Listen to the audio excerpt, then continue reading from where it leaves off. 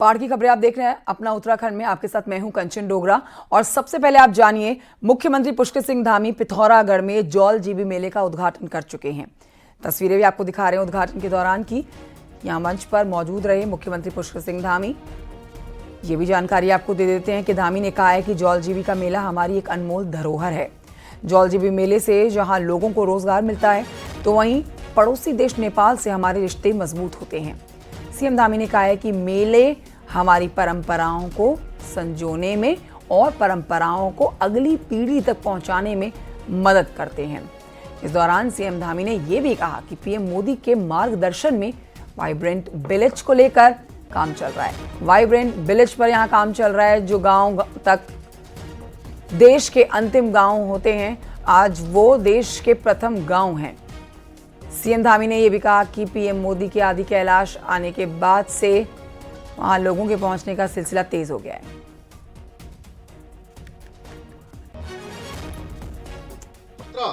करने वाले देश के पहले प्रधानमंत्री श्री नरेंद्र मोदी जी हैं और उनकी यात्रा के बाद इस क्षेत्र में आवागमन बढ़ा है। अनेक हमारे कारोबारियों का, व्यापारियों का, होटल वालों का, टैक्सी वालों का अनेक प्रकार से व्यापार बढ़ा है। और पिछले साल की तुलना में 10,000 से भी ज्यादा लोगों ने इस बार आदि कैलाश के दर्शन किए हैं। और ये संख्या लगातार बढ़ने वाली है, इसमें रुकने वाली नहीं है। इससे निश्चित रूप से हमारे इन क्षेत्रों को एक नया व्यापार और आर्थिक क्षेत्र में आगे बढ़ने का अवसर मिलेगा। हमारी सरकार आज किसान भाइयों की आय को बढ़ाने के लिए भी काम कर रही है। हमने राज्य में मड़वा, झिंगोरा और भी जो हमारे स्थानीय उत्पाद हैं उनको प्रोत्साहित करने के लिए स्टेट मिलेट मिशन को मंजूरी दी है। इसके अंतर्गत जितने भी हमारे राज्य के अंदर होने वाले उत्पाद हैं उन सभी को आगे बढ़ाने का काम किया जाएगा, उनको प्रोत्साहन का काम किया जाएगा।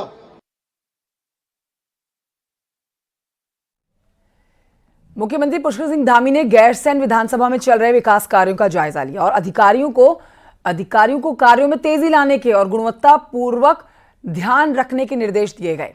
मॉर्निंग वॉक के दौरान मुख्यमंत्री धामी ने लोगों से मुलाकात भी की है और विकास कार्यों पर उन लोगों से फीडबैक भी लिया है। इस दौरान मुख्यमंत्री धामी यहां पर गैरसैंण में ये भी कहते हुए नजर आए कि हमारी सरकार विकास कार्य के लिए साथ सड़क और हवाई कनेक्टिविटी के ऊपर भी पूरी तरह से फोकस्ड है।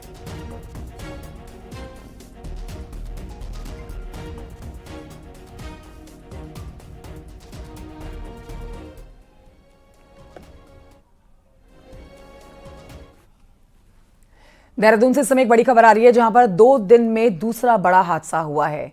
आशारोली चौकी पर सेल्स टैक्स कर्मचारियों की एक गलती की वजह से 5 गाड़ियां आपस में टकराई हैं, एक दूसरे से भिड़ी हैं। एक की मौत हो गई, 3 लोग घायल हुए हैं।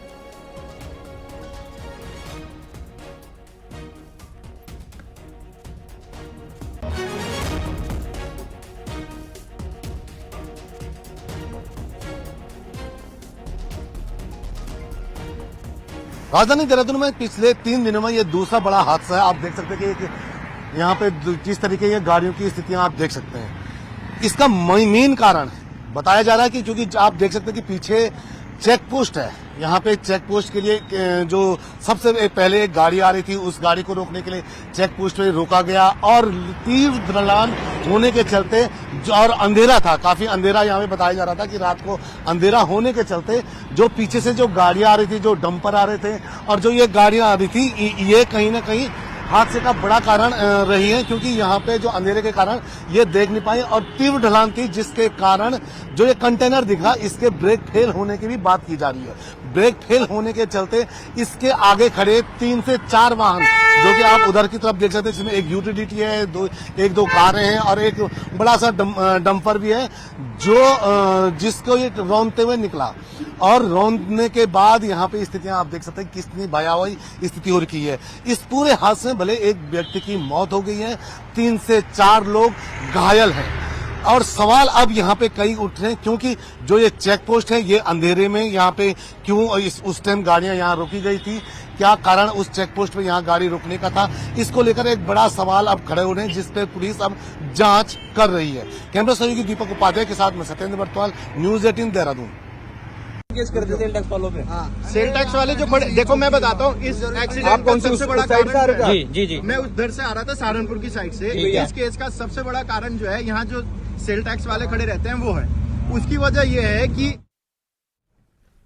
और आइए बढ़ते हैं आगे, आपको बताते हैं चमोली हेलेंग मारवाड़ी बाईपास पर निर्माण कार्य के दौरान ब्लास्ट करने का एक वीडियो सोशल मीडिया पर वायरल हो रहा है। आपको बता देते हैं कि ब्लास्ट करना अलाउ नहीं है। सड़क कटिंग के लिए पहाड़ों को ब्लास्ट करने की मनाही है, लेकिन ये जो वीडियो आप देख रहे हैं इसमें ब्लास्ट करके पहाड़ का एक टुकड़ा उड़ाया गया है। पहाड़ों में निर्माण कार्य के दौरान ब्लास्ट नहीं किया जा सकता, इस पर रोक है, लेकिन ब्लास्ट की वजह से पहाड़ियाँ कमजोर हो जाती है। इसी वजह से 2 दिन पहले इसी जगह पर पोकलैंड मशीन के ऊपर मलबा गिर गया था, जिसमें ऑपरेटर की ऑन स्पॉट डेथ हो गई थी। एक बार फिर से वीडियो वायरल हो रहा है जिसमें ब्लास्ट करके पहाड़ी को नुकसान पहुंचाया गया है। अब आप ये जानिए कि बागेश्वर में कपकोट के दुर्गम क्षेत्र कुंवारी गांव के पास में शंभू नदी में एक बार फिर से झील बन गई है।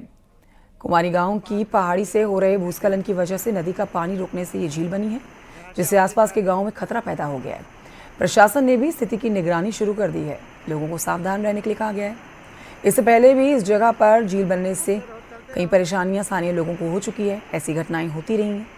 इस तरह से बन रही झील से वैज्ञानिक और रिसर्चर्स भी चिंतित होते हैं। सरकार से इस ओर ठोस कदम उठाने की मांग की जा रही है।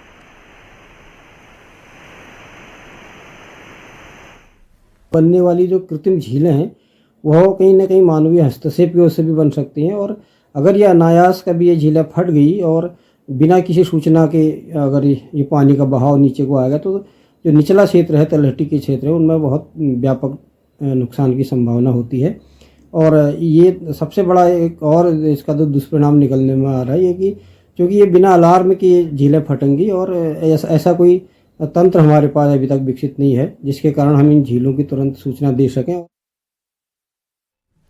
केदारनाथ उपचुनाव की अब बात करते हैं, जहां पर तारीख जैसे जैसे नजदीक आ रही है, चुनाव प्रचार आखिरी दौर में तेज होता जा रहा है। बीजेपी ने अपना चुनाव प्रचार तेज कर दिया है। बीजेपी उम्मीदवार आशा नौटियाल घर घर जाकर लोगों से वोट की अपील कर रही हैं। आशा नौटियाल का कहना है कि सरकार ने केदारनाथ में कई विकास काम किए हैं, जनता बीजेपी के साथ है, लिहाजा उपचुनाव में बीजेपी की जीत तय है। न्यूज़ 18 ने आशा नौटियाल से बातचीत की है, सुनिए।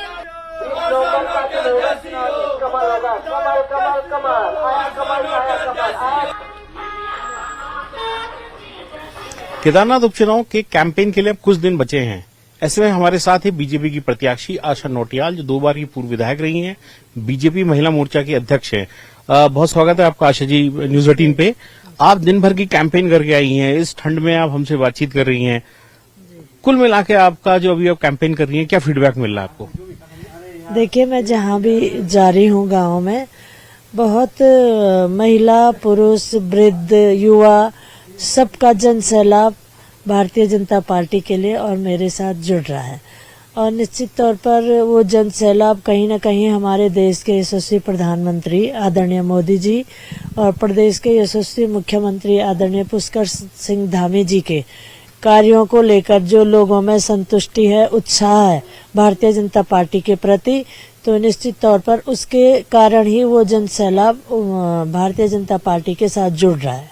अच्छा, ये सीट क्योंकि बीजेपी के लिए बड़ी प्रतिष्ठा का भी सवाल है। यूबी है, जैसे लोकसभा में जब फैजाबाद का चुनाव हुआ था वहां पर बीजेपी हार गई थी, उसी में अयोध्या भी आता है, तो एक बड़ा मैसेज गया। फिर बद्रीनाथ का उपचुनाव हुआ, वहां भी ये स्थिति रही। केदारनाथ में क्या आप ये प्रेशर फील कर रही हैं? नहीं, ऐसा बिल्कुल यहाँ पे नहीं है। पता नहीं वहाँ फैजाबाद की क्या परिस्थिति रही, बद्रीनाथ की भी कोई अलग परिस्थिति हो सकती है, लेकिन यहाँ पर बिल्कुल भी ऐसी बात नहीं है। लोग भारतीय जनता पार्टी के साथ है और भारतीय जनता पार्टी के विकास कार्यों को देखते हुए जुड़ रहे हैं। और बहुत ही एक महत्वपूर्ण विषय ये है कि केदारपुरी का जो पुनर्निर्माण हो रहा है और उसके अलावा यहाँ जो ऑल वेदर रोड हुई है उससे बहुत अधिक संख्या में यात्रियों का आवागमन हुआ है। तो निश्चित तौर पर यहाँ के जनपद के बहुत सारे युवाओं को केदारनाथ में रोजगार भी मिला है। कांग्रेस के जितने नेता हैं, तमाम बड़े नेता गोलबंदी कर रहे हैं। देखिए, कांग्रेस तो मतलब कांग्रेस का तो काम ही वही है, और वहाँ तो जितने लोग हैं, जितने नेता हैं, उतनी पार्टी है। तो निश्चित तौर पर विघटन है, ऐसा कुछ नहीं है। तो भारतीय जनता पार्टी यहाँ से विजय होगी और जन सैलाब भारतीय जनता पार्टी के साथ है, विकास के साथ है। केदारनाथ विधानसभा के साथ पूरी यहाँ की जनता भारतीय जनता पार्टी के साथ मिलकर के यहाँ के विकास को आगे बढ़ाना चाहते हैं। यहाँ के युवाओं को रोजगार में उनकी तरक्की हो, इसके लिए काम कर रहे हैं। जी, बहुत शुक्रिया। तो ये थी बीजेपी की प्रत्याशी आशा नोटियाल, जिनका मानना है कि परिस्थिति कुछ भी हो, केदारनाथ में इस बार बाजी बीजेपी के हाथ पे लगेगी। वीडियो जर्नलिस्ट संदीप के साथ अनुपम त्रिवेदी, न्यूज 18 के लिए केदार वैली से। हरिद्वार के लाहड़पुर गांव के ग्रामीण इन दिनों बंदरों की वजह से बड़ी परेशानी में फंस गए हैं। देखिए, गांव में अचानक से ही पहुंचे बंदरों के झुंड ने लोगों का जीना मुहाल कर दिया है। ग्रामीण चिड़ियापुर में यहां पर बने हुए वन विभाग के रेस्क्यू सेंटर के स्टाफ को इसके लिए दोषी ठहरा रहे हैं। पूरी खबर देखिए इस रिपोर्ट में।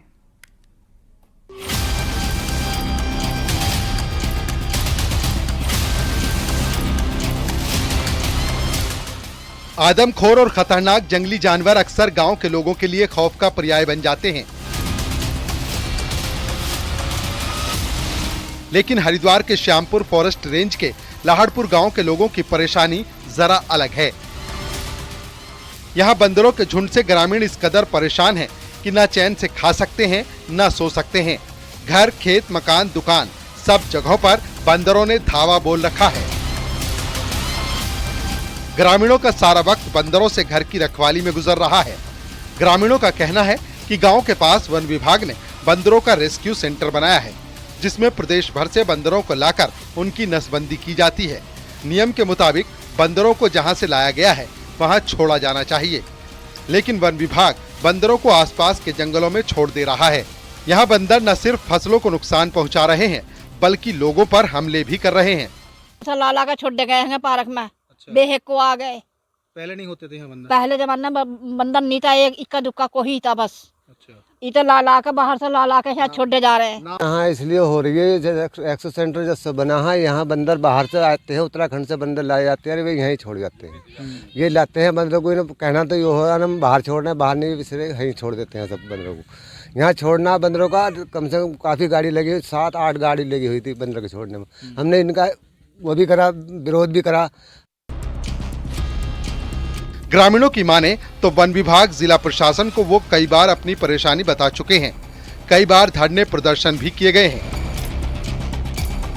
उधर हरिद्वार के डीएफओ सब कुछ नियमों के मुताबिक होने का दावा कर रहे हैं और मामले में जांच की बात कही है। अपने स्तर से पुनः जो है इसमें और सख्ती से इसका जो है अनुश्रवण कर रहे हैं और संबंधित एसडीओ को भी निर्देश दिया गया है कि जो इसका प्रॉपर एसओपी है उसका पालन किया जाए। यदि कहीं भी ऐसा तथ्य किसी भी माध्यम से प्रकाश में आता है कि किसी भी दूसरे वन प्रभाग के बंदर को यहाँ पे छोड़ा जा रहा है, तो उसको उच्च अधिकारियों के जो है संज्ञान में लाया जाएगा और संबंधित के विरुद्ध यदि कोई कार्रवाई है तो वो की जाएगी। लेकिन लाहड़पुर गांव में अचानक पहुंचे बंदरों के झुंड ने आतंक मचा रखा है। अब इसे वन विभाग की लापरवाही कहें या प्रशासन की अनदेखी, करीब 800 लोगों की आबादी वाले इस गांव के लिए बंदर इन दिनों बड़ी मुसीबत बने हुए हैं। वन विभाग के रेस्क्यू सेंटर की लापरवाही लाहड़पुर गांव के स्थानीय लोगों के लिए मुसीबत बनी हुई है। जो बंदर यहां पर छोड़े जा रहे हैं, ऐसा ग्रामीणों का कहना है कि रेस्क्यू करने के बाद यहां पर लगातार बंदर छोड़े जा रहे हैं, जो कि एक लापरवाही है। और जो बंदर हैं वो गाँव में आकर तबाही मचा रहे हैं। ब्रेक के बाद खबर हरिद्वार से है, जहां के जगजीतपुर इलाके में जंगली हाथियों का झुंड लगातार चहलकदमी कर रहा है। और आज सुबह की तस्वीरें हम आपको दिखा रहे हैं, जहां पर हाथियों का ये झुंड, जिसमें आप 4 जंगली हाथी देखेंगे, रिहायशी एरिया में आ गया। इलाके की गलियों में ये चहलकदमी करता हुआ हाथियों का झुंड देखा गया। लोगों की सांसें थम गई हाथियों के इस झुंड को देख के। हाथियों की चहलकदमी का ये वीडियो किसी ने बनाया, सोशल मीडिया पर डाला, वीडियो वायरल हो गया। वीडियो राजा गार्डन के मोहन इनक्लेव कॉलोनी का बताया जा रहा है। जंगली हाथियों के बार बार आने से लोग डर के साए में हैं। लोग वन विभाग के ऊपर भी लापरवाही का आरोप लगा रहे हैं। लगभग 2 महीने से हम लोग देख रहे हैं कि निरंतर 8 से 10 हाथी जो है उनका मूवमेंट हरिद्वार जो हमारा जनपद है उसके विभिन्न क्षेत्रों में बना हुआ है। और इसमें हमारी प्राथमिकता है वो हमेशा ये रहती है कि किसी भी प्रकार की जनहानि को जो है प्राथमिकता के आधार पे उसको रोका जाए। तो हमने जो है इसमें टीम बनाई हुई है जो निरंतर क्षेत्र में लोगों के साथ संवाद भी कर रही है। और ये आगे बढ़ते आपको बताते हैं, ठंड के दिनों में मैन एनिमल कॉन्फ्लिक्ट यानी कि इंसान और वन्य जीव संघर्ष की घटनाएं बढ़ जाती हैं। विशेषकर तराई के इलाकों में ये घटनाएं ज्यादा सामने आती हैं। ऐसे में इन्हें रोकने के लिए तराई में फॉरेस्ट विशेष तरह के प्रयास करने को जा रहे हैं। देखिए रिपोर्ट।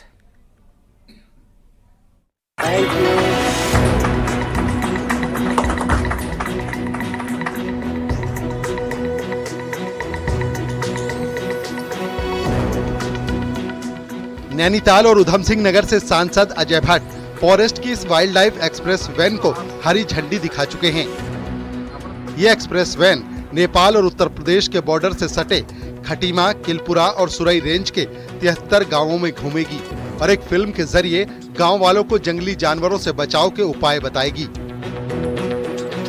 जी, उत्तराखंड जो है जैव विविधता से भरपूर राज्य है। इसमें उत्तराखंड जैसे टाइगर में देश में तीसरे नंबर पे, हाथी में भी बहुत अच्छी पॉपुलेशन है यहाँ पर। तो इसका एक छोटा सा नेगेटिव देखा जाता है कि ह्यूमन वाइल्ड लाइफ कॉन्फ्लिक्ट भी राज्य में होते रहते हैं। तो ह्यूमन वाइल्ड लाइफ कॉन्फ्लिक्ट जो है वो कुछ स्टेप्स लेके उसको बचाया जा सकते हैं। तो उसी के दृष्टिकोण से 30 दिन का एक कैंपेन के फॉर्म में अवेयरनेस कैंपेन चलाया जा रहा है पूरे। दरअसल ठंड के दिनों में जंगली जानवर आसान शिकार की तलाश में इंसानी बस्तियों का रुख करते हैं। ऐसे में इंसानों का जंगली जानवरों से सीधा टकराव हो जाता है। कई इंसानों की जान भी चली जाती है, जिसकी चिंता सरकार को भी है। वन्य जीव संरक्षण के लिए पूरे देश में और दुनिया के साथ कटिबद्ध हैं। ये हमारे लिए उपयोगी भी हैं। संख्या बढ़ने के साथ साथ कहीं कहीं फिर मानव और वन्य जीवों में संघर्ष होना लाजमी है। ये कैसे इसको मिनिमाइज किया जाए, कम किया जाए और संघर्ष के प्रति जागरूक किया जाए। विशेषकर फॉरेस्ट का वेस्टर्न सर्कल खूंखार जंगली जानवरों से भरा हुआ है। अकेले वेस्टर्न सर्कल में 242 बाघ मौजूद हैं। यही नहीं, गुलदार और हाथियों की भी अच्छी खासी संख्या है। कभी कभी इनका सामना सीधे इंसानों से भी हो जाता है। ऐसे में जंगली जानवरों के हमले से कैसे बचें, इसके गुर सीखना बेहद जरूरी है। हल्द्वानी से न्यूज़ 18 के लिए शैलेंद्र नेगी की रिपोर्ट।